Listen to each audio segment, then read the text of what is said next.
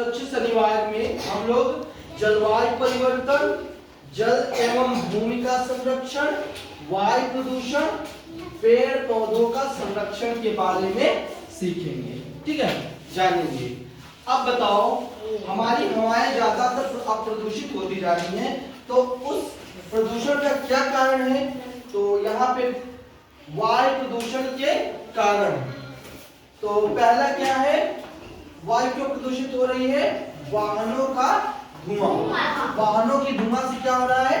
वायु प्रदूषित हो रहा है। जैसे कि कार, बस, ट्रक, मोटरसाइकिल चल रहे हैं, तो उससे क्या हो रहा है? वायु प्रदूषित हो रहा है। दूसरा क्या हो सकता है कि औद्योगिक इकाइयां, इस समय बहुत सारी फैक्ट्रियां हैं, उससे निकलने वाली जो गैसें हैं, उससे भी हमारा वायु प्रदूषित हो रहा है।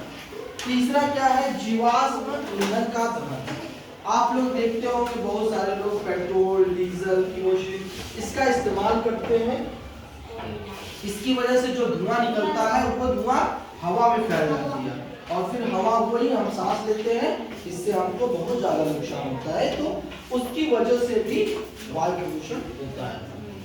चौथा है कृषि गतिविधियां।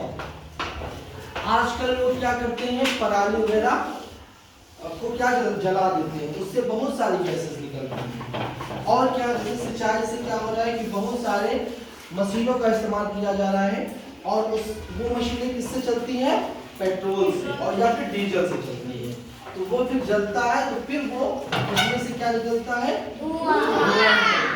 और वो धुआं कहाँ मिल जाता है? और फिर वो हवा हम कहाँ लेते हैं? सांस से हम अपने अंदर लेते हैं। इसमें क्या होता है? हमारा फेफड़े में जम जाता है, इससे हम बीमार पड़ते जा रहे हैं। पांचवा है कि निर्माण कार्य। आपने देखा होगा बहुत सारा घर वगैरह बनता है, तो उसमें किसका इस्तेमाल किया जाता है? सीमेंट और बालू।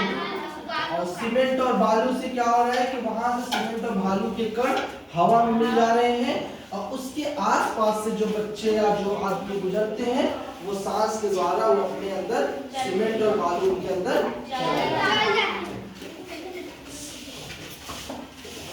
छठा देखिएगा, धूल भरी आंधी।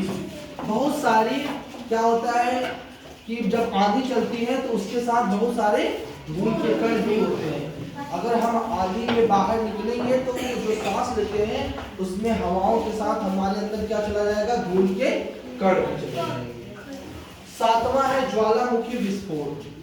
आप इधर वगैरह मतलब जहाँ पे हम लोग हैं यहाँ पे ज्वालामुखी तो नहीं होता, लेकिन बहुत जगह ऐसा होता है जहाँ ज्वालामुखी का विस्फोट होता है, और उसमें से बहुत सारी गैसेस निकलती हैं, जैसे carbon dioxide, carbon monoxide, sulphur dioxide, nitrogen dioxide, बहुत सारी गैसेस निकलती हैं जो कि जहरीली होती हैं, और वो जब हम सांस में के द्वारा अपने अंदर लेते हैं तो वो हमको हानि पहुंचाता है। ठीक है।